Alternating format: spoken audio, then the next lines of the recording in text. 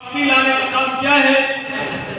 ये सनाटे, ये गौड़, ये सरयूपारी, ये कानपुर, ये भट्ट, ये भूमिया, अरे मेरे भाई सब मिल जाओ और बजरंगबली के भूसे के साथ एक होकर काम करो।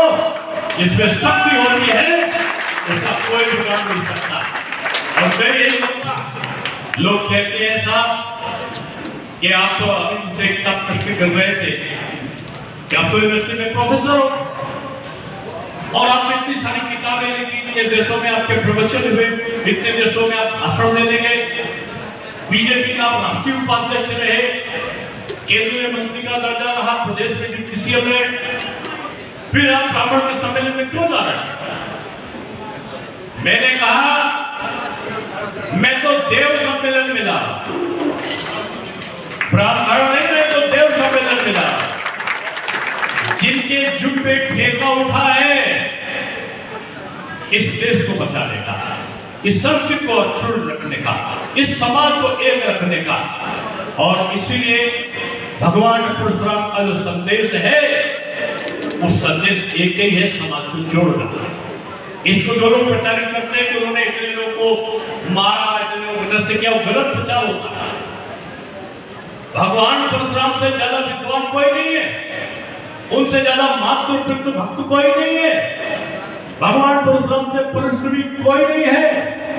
भगवान मर्यादा पुरुषोत्तम राम के हाथ जोड़कर भगवान परशुराम से कहते हैं कि आप तो मुझसे बड़े हो, ब्राह्मणों को प्रणाम करना हम सबका कर्तव्य है। मैं तो केवल राम हूं और आपके नाम के साथ तो पुरुष भी जुड़ा है, इसलिए आप तो परशुराम हैं, मैं आपके श्री चरणों में प्रणाम निवेदन करता हूं। और कहीं के भगवान राम भी भगवान परशुराम जी को प्रणाम भी भाव से निवेदन करते हैं। राम और परशुराम अलग नहीं है, भगवान विष्णु के दोनों अंश अवतार हैं।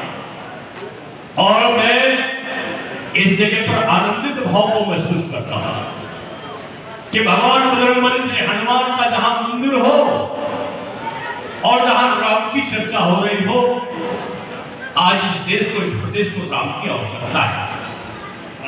राम रक्षा करने वाले हैं, राम शक्ति देने वाले हैं, राम समाज को जोड़ने वाले हैं, राम परिवार को जोड़ने वाले हैं।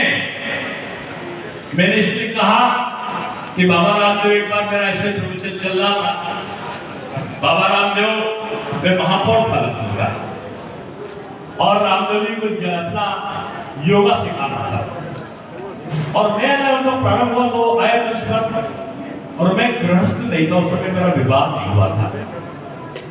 रामदेव जी जब बैठे तो आज मैं दाई तरफ माताओं को देख रहा हूं और बाएं तरफ पुरुषों को देख रहा हूं। ऐसा ही दृश्य था उस समय वहां पर जैसे वो बैठे, उनको सिखाना था योग, कपालभाति घर बोल बोल के जैसे बोलते ना, उनको कपालभाति सिखाना था, उनको कुछ और अनुलोम विलोम सिखाना था। लोग समझे कि बाबा मैं भी इसमें भगवा पहनता था और रामदेव जी भी भगवा पहनते थे। अचानक एक बहन जो नई नई शादी हुई है, चलो वो बहन हमारी खड़ी हो गई, बोली बाबा वो कौन सा घर सुखी होता है, आप बताओ। बाबा ने चारों तरफ देखा, बोले बेटे डॉक्टर साहब मेरा तो शादी हुआ ही नहीं, मैं कैसे बताऊं इसमें कौन सा घर सुखी होता है, आप बता दो। मैंने धीरे से बाबा के सामने कहा, मैंने कहा बाबा मेरा भी शादी नहीं हुआ है। बोले क्या करना चाहिए? हमने कहा इसी बहन से पूछ लो क्या करना चाहिए। बाबा हंसे, हंस कर कहा बहन तू बता कौन सा घर सुखी होता है। बहन एकदम खुशी से खड़ी हो गई, बोली बाबा जी वो घर सुखी होता है जहां केवल पत्नी की चलती है। तब तक बाएं हाथ से एक नौजवान खड़ा हो जाता है और खड़ा होकर बोलता, हो सकता उसका पति रहा हो, खड़ा होकर बोलता बाबा ये झूठ बोलती है। बोले तू बता बेटा कौन सा घर सुखी होता है? बोले बाबा वो घर सुखी होता है जहां केवल पति की चलती है। तब तक एक बुजुर्गवान खड़े हो गए, दाढ़ी वाले बुजुर्गवान बता रहा, और खड़े होकर बोले कि बाबा ये दोनों गलत कहते हैं। हो सकता है कुछ घर सुखी हो जहां पत्नी की चलती हो सकता है कुछ और घर सुखी हो जहां पति की चलती हो सकता है कुछ ज्यादा घर सुखी हो जहां पति और पत्नी के साथ साथ माता और पिता की चलती हो, लेकिन वो सब घर सुखी होते हैं जहां पति पत्नी माता पिता और माता पिता के साथ साथ ईश्वर की भी चलती हो, भगवान की भी चलती हो, वो घर सुखी हो। इसलिए मैं आप सबसे कहूंगा, श्रावण का माह है, ईश्वर का स्मरण है, भोले बाबा की याद है, बजरंगबली का बल है, ब्राह्मण समाज का समागम है, देश के कल्याण की भावना है, राष्ट्र का महायज्ञ शुरू होने वाला है और महायज्ञ में आहुति डालने वाले मतदाता आप लोग हो। और इस महायज्ञ का जिस्म है राष्ट्र का निर्माण, मजबूत राष्ट्र का निर्माण, मेरे भारतवर्ष का निर्माण।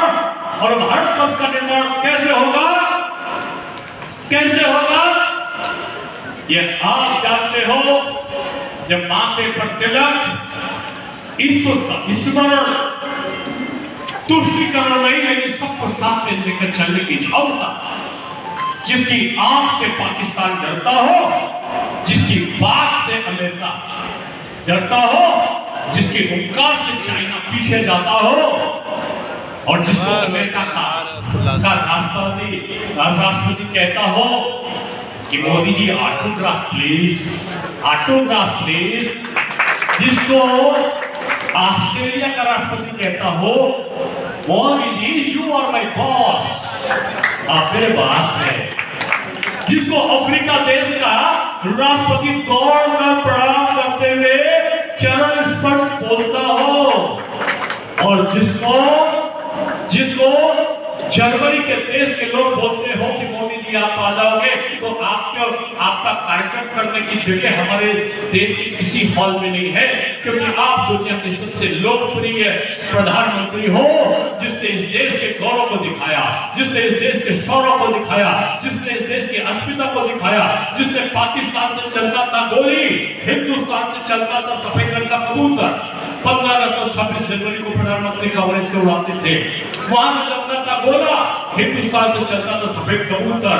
पता चला कि मोदी जी आए तो वहां से गोली तो हिंदुस्तान से गोला, पाकिस्तान से गोला तो हिंदुस्तान से बम, और अगर पाकिस्तान से बम तो हिंदुस्तान का MiG-21 घुसता है और आतंकवादियों के सीने पर बम छोड़कर हिंदुस्तान वापस। ये बदला हुआ हिंदुस्तान है और ये किसकी कृपा से है? आप ऐसे ब्राह्मण देवता न मिलते, लोग कह रहे थे मुझसे कि योगी जी और मोदी जी जो जीते हैं 40 मिनट उसमें ब्राह्मण समाज का योगदान कम नहीं है, तो मैंने कहा कम की बात क्यों करते हो? ब्राह्मण समाज का मतलब योगी और मोदी जी के साथ साथ ये राष्ट्र की मजबूती भी है, जो राष्ट्र की मजबूती मिलेगा वो उसके साथ में होगा। इसलिए मैं तो हमेशा कमल किशोर जी को और कौशल किशोर जी को सब दुआ देता हूं। अभी मेरा उन्नाव में, कानपुर में, कहां लखनऊ में, बहुत जगह पर मेरे सम्मेलन रहा है, और मैं गया और मैं जाता इसलिए हूं कि जो हमारा बुद्धिजीवी वर्ग है वो जगह रहा। तो आज ही उत्तर प्रदेश की घोषणा हुई है कि उत्तर प्रदेश आज सबसे बड़ा निवेश करने वाला पूरे देश का प्रदेश आज बन गया है। जो सबसे अपराध ज्यादा करने वाला प्रदेश था, जो सबसे ज्यादा दंगा करने वाला प्रदेश था, जो सबसे ज्यादा भ्रष्टाचार करने वाला देश था, जो सबसे ज्यादा परिवारवाद करने वाला प्रदेश था, वो प्रदेश आज हिंदुस्तान का सबसे ज्यादा निवेश करने वाला प्रदेश बन गया। क्यों? क्योंकि अपराधी अब जेल में है, अपराधी अब उत्तर प्रदेश से बाहर है, अब माफिया बहुत सारे ऐसी जगह है जहां से पूरे उनको आने नहीं दे रही। माफिया जेल से निकलता है तो तख्ती सीने पर लगाकर निकलता है, योगी बाबा माफ करो, योगी बाबा माफ करो। आज बदला हुआ संदेश है, इसलिए ब्राह्मण देवता हो सकता है आपको कोई प्रावधान रखाया है, हो सकता है आपके लिए कोई विशेष प्रकार की आपको कोई उपहार ना दे पाया हो, लेकिन जब आप चलोगे ना तो बुंदेलखंड एक्सप्रेस में दिखाई पड़ेगा। जब आप चलोगे तो बुंदेलखंड का आपको डिफेंस कॉरिडोर दिखाई पड़ेगा। जब साल भर के बाद आप चलोगे तो हर घर नल हर बुंदेलखंड के दिखाई पड़ेगा।